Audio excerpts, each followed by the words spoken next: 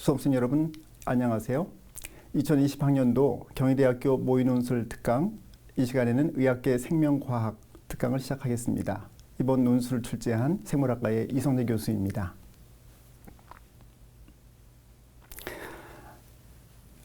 이번 의학계 생명과학 논술은 세 가지 논제에 대해서 또 세부적인 각각의 논제를 풀어가는 문제 유형으로 되어져 있습니다. 출제의 방향과 평가 방향은 논제를 통해서 제시된 생명과학 지식을 활용해서 설명 능력, 또 논리적 사고와 추론 능력, 논술 능력을 중심으로 평가하도록 되어져 있으며, 본 과정은 고등학교 교육과정을 충실히 이수한 학생이 문제를 풀어낼 수 있도록 하였습니다. 채점 기준에서는 제시문을 통해서 정보를 올바르게 활용하여 답을 작성하였는지, 또 논리적 추론과 그 근거와 방법들이 올바른지, 또 논리적이고 설득력 있게 작성하였는지를 평가하였습니다. 먼저 제시문을 보도록 하겠습니다. 제시물 간은 다양한 환경 오염원이 노출된 생태계에서 먹이사슬을 거쳐 생물 농축 과정이 발생하는 것을 이해할 수 있는 내용입니다. 먼저 첫 번째 논제 1입니다. 제시문 가를 참고하여 다음 물음에 답하시오. 과학자들은 2011년 3월에 발생한 일본 후쿠시마 원전 사고로 인한 해양 오염으로 해류뿐 아니라 어류들의 이동 때문에 북아메리카 연안의 바닷물이 오염될 것이라는 가설을 세웠고, 이 가설을 증명하기 위해서 2011년 8월에 서식지 영역이 구분되는 같은 종의 기역과 니은 어류를 북아메리카 연안에서 잡아 대표적인 방사선 동위원소 세슘의 농도를 측정하여 결과를 얻었습니다. 기역 어류는 동북아시아 연안과 북아메리카 연안의 넓은 영역을 서식지로 하고, 니은 어류는 북아메리카 연안에서만 서식하는 특징이 있습니다. 또한 세슘은 방사성 물질의 오염 정도를 나타내는 표지 원소로 사용하였고, 본 출제에서는 그 단위를 생략하였습니다. 첫 번째 논제에서는 시료 1번과 3번의 비교를 통해서 같은 시기에 잡은 기역과 니은 어류에서 얻은 결과는 가설을 지지하는지 자신의 입장을 논술하는 것입니다. 나타나 있는 것처럼 기역 어류의 세슘 농도는 6.3,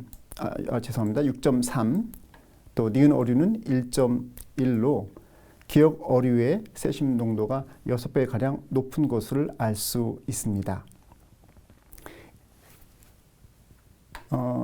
두 번째 논제에서는 다른 시기에 잡은 시료 기역이죠. 2번 시료입니다. 2010년 8월에 잡은 같은 기역 어류를 실험에 사용한 결과입니다.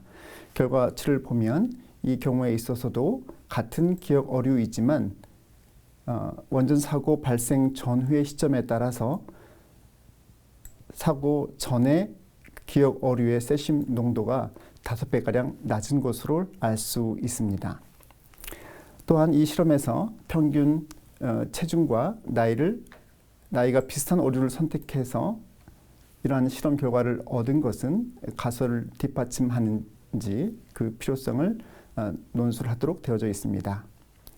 제시된 예시 답안을 함께 보도록 하겠습니다. 첫 번째 논제에서는 기역 어류와 니은 어류가 뚜렷하게 서식지가 구분되어져 있음을 설명하는 것이 중요합니다. 이러한 그 두 서식지가 다른 두 어류는 같은 북아메리카 연안 근처에서 잡아서 실험을 했습니다만, 분명히 두 어류의 그 세슘의 그 농도를 통해서 해양 오염의 원인들을 설명할 수 있는 그 내용이 포함되어야 할 것입니다. 결과에서는 2011년 9월 기역 어류의 방사선 세슘 동위 원소의 그 농도가 니은 어류보다 6배 정도 높은 것을 확인하였고, 이는 후쿠시마 원전 사고에 의해서 해수가 오염되었고, 그로 인한 방사선 동위 원소가 기역 어류에 축적되었음을 확인할 수 있습니다. 이러한 내용들은 기역 어류가 북아메리카 연안 근처까지 이동함으로써 그 근처의 오염을 증가시키는 원인이 될 수 있음을 설명하는 것이 옳다고 보겠습니다. 두 번째 논제에서는 같은 기억 어류, 다시 말하면 동북아시아와 태평양을 거쳐서 북아메리카 연안까지 이동하는 넓은 서식지를 가진 기억 어류인데요.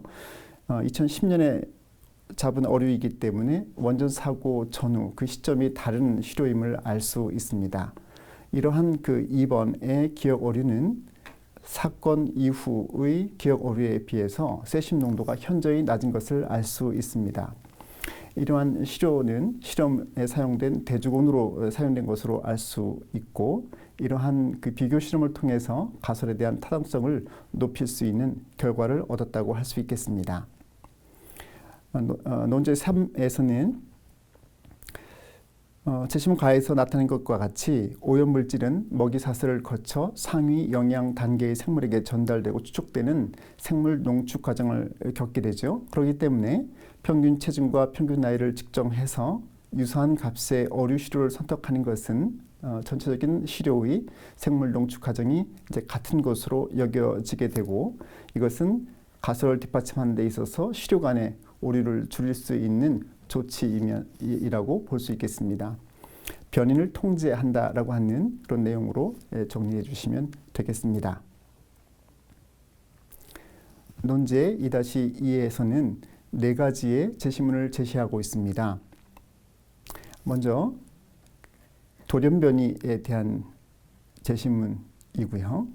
또 하나는 우리가 생명의 중심 원리라고 일컫는 유전자에서부터 시작된 정보, 생명의 정보가 mRNA와 단백질로 전환되어지는 일련의 과정을 설명하고 있습니다. 제시문 라에서는 생명체가 가지고 있는 수천 수만의 유전자 가운데 필요한 정보, 다시 말하면 특정한 환경 조건에서 필요한 단백질을 선택적으로 생산해내는 유전자의 발현 조절을 제시문으로 내놓았으며, 대장균에서 젖당이 들어있는 배지에서 이들의 유전자들이 발현되어지는 그러한 사례를 표시했습니다. 제시문 나에서는 단백질에 있어서 이런 화학 반응에 참여하는 단백질이 기질과 결합하는 부위인 그 활성 그 부위를 예시로 들어서 단백질이 가지고 있는 그 구조에 대한 부분을 설명을 하고 있습니다. 이러한 그 제시문에 따라서 나타난 큰 두 번째 논제를 함께 보도록 하겠습니다. 대장균의 야생형과 돌연변이형 균주들에서 돌연변이가 유전자의 발현에 미치는 영향을 연구한 실험 결과를 제시하였고, 또 이러한 내용들에 따라 제시된 유전자 부위의 모식도를 나타내었습니다. 단서로서는 단백질 발현은 젖당이 없을 때 야생형에서 나타내는 젖당 분해 효소의 발현을 1로 기준 삼아 상대값으로 나타내었습니다. 먼저 이러한 그 유전자의 발현 조절에 대해서 젖당 분해 효소를 생산하는 시스템을 함께 보도록 하겠습니다. 여러분들이 아시는 것처럼 젖당 분해 효소를 포함한 유전자들이 위치되어져 있고요. 그 앞쪽에는 RNA 중합 효소가 결합하는 프로모터 영역이 있으며, 그 아래쪽으로 작동자 혹은 작동 부위라고 일컫는 지역이 있습니다. 이것은 조절 유전자가 생명의 중심 원리를 따라서 전사와 번역 과정을 거쳐 단백질이 만들어진 이후 젖당이 없는 경우에 있어서는 이 조절 유전자가 발현된 억제 단백질이 작동자 부위에 결합함으로써 젖당 분해 효소의 그 발현을 억제하는 그런 체계를 가지고 있습니다. 이때 젖당이 도입되어지면 젖당은 이러한 그 억제 단백질과 결합을 하게 되고, 이렇게 결합된 단백질은 더 이상 작동 부위에 결합하지 않게 되는 것이죠. 이러한 기본적인 정보를 통해서 나타나 있는 결과를 갖고 논술에 답해 보도록 하겠습니다. 첫 번째 논제입니다. 야생형과 달리 돌연변이 1균주에서 나타난 결과를 작동 부위의 염기서열, 조절 유전자의 염기 서열에서 돌연변이가 발생하였을 가능성에 대해서 비교하고 논술을 하라 하는 문제인데요. 먼저 야생형은 정상적인 어떤 그 발현 조절이 잘 되고 있는 것을 알 수 있습니다. 저땅이 없을 때를 1로 하고 저땅에 있을 때는 저땅 분해 효소의 발현량이 100이라고 하는, 다시 말하면 환경 내에 존재하는 저땅의 유무에 따라서 발현되는 그 저땅 분해 효소의 발현이 조절되고 있는 것을 알 수 있습니다. 반면 돌연변이 1에서는 저땅이 있거나 또 없는 조건에서도 모두 다 최대의 발현량을 보이고 있습니다. 이 이야기는 억제 단백질이 작동자 부위에 결합하지 못함으로써 저땅 분해 효소가 최대로 발현되고 있음을 알 수 있고, 논제에서도 두 가지의 조건에서 이러한 가능성을 설명하도록 요청한 문제가 되겠습니다. 두 번째 논제에서는 야생형과 비교해서 돌연변이 이 균주에서 저땅이 없거나 있더라도 저땅 분해 효소의 발현이 일어나지 않는 이유를 억제 단백질의 유전 정보를 담고 있는 조절 유전자의 염기 서열에서 돌연변이가 발생하였을 가능성에 대해서 논하라고 되어져 있습니다. 돌연변이 1과는 달리 돌연변이 2는 저땅이 없거나 있더라도 최저의, 다시 말하면 저땅 분해 효소의 발현이 전혀 일어나지 않고 있습니다.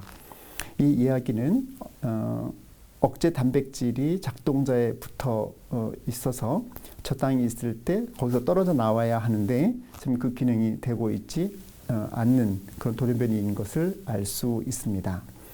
이러한 세 번째 논제는 이러한 그 돌연변이의 발생과 유전자 발현 조절에 대한 단백질의 발현 상대값에 의해서 환경에 다르게 영향을 이제 받는 이러한 야생형과 돌연변이 1번, 2번 균주들의 결과들을 함께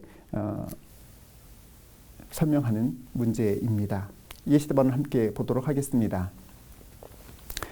첫 번째 문제에서는 야생형이 이처럼 그 기질의 유무에 따라서 유전자의 발현이 잘 조절되는 것과는 달리 돌연변이 1은 두 조건에서 모두 100의 수준, 그러니까 최대의 발현을 이루고 있는 것을 알 수 있습니다. 논제에서 제시된 것처럼 이것은 이제 두 가지 구분으로 이제 봐야 할 건데요. 이처럼 그 발현이 계속되어지고 있다라고 하는 것은 억제 단백질이 좀 작동자 부위에 결합하고 있지 못하는 경우일 텐데, 첫 번째는 작동 부위 염기 서열에 돌연변이가 일어났을 가능성을 먼저 볼 수 있겠죠. 작동 부위의 염기 서열이 이제 바뀌어서 어떤 정상적인 억제 단백질이 작동 부위에 결합하지 못하게 된다면 이런 기질의 존재 여부 없이 효소의 발현량은 언제나 높게 나타날 것이기 때문입니다. 또 하나는 조절 유전자의 돌연변이가 생겨났을 경우입니다. 특별히 조절 유전자, 다시 말하면 그 산물인 억제 단백질의 DNA 결합, 그러니까 적동자 부위에 결합을 할 수 있는 DNA 결합 부위에 돌연변이가 발생하면 작동 부위에 결합하지 못하게 되면서 저땅 분해 효소는 최대의 발현을 보일 것입니다. 두 번째 문제는 돌연변이 2의 경우에 있어서 저땅 유무에 관계없이 효소의 발현량이 1로 나타난 그 경우를 억제 단백질에서 발생한 돌연변이를 경우에 들어서 설명하도록 되어져 있는 것입니다. 앞서 설명드린 것처럼 전혀 저땅 분해 효소의 발현이 되고 있지 않다라고 하는 것은 억제 단백질이 지속적으로 작동 부위에 좀 결합하고 있다는 것을 의미합니다. 그럼으로써 저땅이 존재하더라도 억제 단백질이 작동자로부터 떨어지지 않는 것이죠. 그렇다면 우리는 이러한 돌연변이 2의 경우에 있어서는 억제 단백질에서 그 저땅과 결합하는 부위, 그렇죠? 그 저땅과 결합하는 그 활성 부위에 이상이 생김으로써 억제 단백질은 계속적으로 작동 부위에 하고 있는 사실을 설명할 수 있겠습니다. 세 번째는 이런 그 생명의 유전체에는 많은 수천 수만의 유전자들이 그 주어진 환경 조절 조건에 따라서 선택적으로 발현되는 아주 복잡한 유전자 발현 조절을 거쳐서 해당 유전자의 발현이 환경 변화에 민감하게 조절되고 있음을 설명하면서 본 실험 결과에서 야생형과 돌연변이 균들 간에 그러한 효소 단백질의 발현이 달라지고 그래서 환경에 존재하는 기질을 이용하는 것에 있어서 차이가 나타나서 이들 균들의 성장과 환경 적응에도 다양성을 나타낼 수 있다고 서술하는 것이 옳겠습니다. 제시문 바에서는 세포막에 끼어 있으면서 물질 수송을 담당하고 있는 막 단백질에 대한 이야기입니다. 우리는 이러한 물질 수송에 있어서 특별히 ATP를 소모하는 이러한 수송의 방식을 능동 수송이라고 배웠습니다. 이러한 능동 수송을 하고 있고 그 담당하는 단백질에 관련된 문제입니다. 한 유전자가 발현하여 능동 수송에 관여하는 막 수송 단백질을 만들고 이 단백질에서 수송하려는 물질이 결합하는 활성 부위, 또 능동 수송이 필요한 에너지인 ATP가 작용하는 활성 부위가 이 단백질에게 있다고 했을 때 이 막 수송 단백질에 의한 물질 수송이 야생형과 달리 돌연변이에서는 어떤 특정한 결과를 나타나게 된 거죠. 자, 이 경우에 있어서 돌연변이는 수송 단백질의 유전자에서 일어났고 그 단백질의 어떤 전체적인 길이 또 그 발현량 또 세포막에 삽입되어지는 것들은 다 정상적인 것을 가정한다고 했습니다. 그러면 돌연변이와 야생형의 실험 결과를 통해서 제시된 문제를 같이 보도록 하겠습니다. 상대 시간과 또 상대 수송량을 비교한 것인데요. 돌연변이는 전혀 지금 물질 수송이 일어나고 있지 않음을 제시하였고 이에 반해서 야생형은 상대 시간 초기에 급속도로 수송량이 증가한 이후 평형 상태를 유지하고 있는 결과를 나타내고 있습니다. 이러한 그 그림에서 돌연변이가 발생하여 물질 수송이 일어나지 않는다면 돌연변이는 물질 수송 단백질의 어느 부위에 영향을 미쳐서 이러한 결과를 나타냈을지 논술하는 것입니다.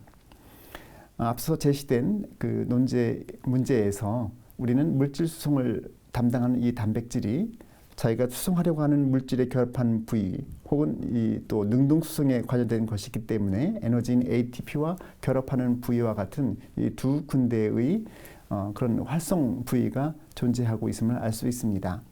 나타나 있는 물질 수송이 전혀 일어나지 않는 이러한 그 돌연변이의 발생 원인은 바로 이러한 그 두 활동 부위의 돌연변이를 의심해 볼 수 있겠죠.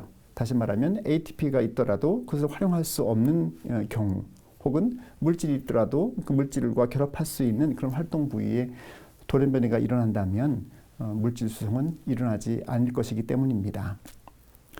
또한 두 번째 문제에서는 돌연변이가 일어나 수송 단백질의 활성이 야생형의 50% 상태일 때의 물질 수송 곡선이 어떻게 그려질지 논술하는 것입니다.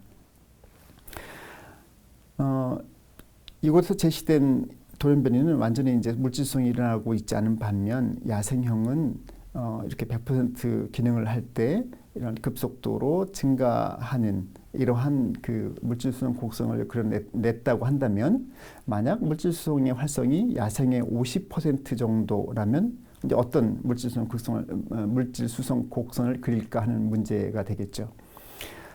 여러 가지 가능성을 설명해 볼 수 있겠습니다.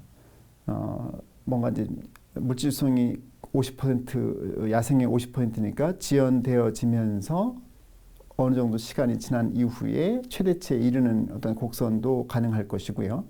또 문제에서는 이 야생의 이제 50% 정도의 물질 수송이라고 했기 때문에 전체적으로 물질 수송이 야생형과는 그 다르게 좀 반 정도에서 그 완만한 곡선을 그리는 어떤 수준일 것입니다. 다시 말하면 제시된 문제의 야생형과 돌연변이 사이 중간에 어떤 그 값으로 물질 수송의 양이 낮아질 것으로 논술을 하시면 되겠습니다. 자, 이상으로 우리는 그 세 가지 큰 문제들을 같이 다루는 그런 생명과학, 의학계 논술을 같이 풀어보았습니다. 무엇보다 논술은 주어진 그 논제에 대해서 본인이 논리적으로 잘 설명하는 것이 중요합니다. 정답을 이라고 판단되어진 것을 짧게 단답식으로 적기보다는 무엇과 제시된 제시문과 본인의 어떤 논리적인 사고들을 통해서 어떤 그 답안 작성이 원활하게 될 수 있도록 해주시면 좋을 것 같습니다. 네, 경청해 주셔서 감사합니다. 이상으로 의학계 생명과학 논술 특강을 마치겠습니다. 경청하신 여러분 감사합니다.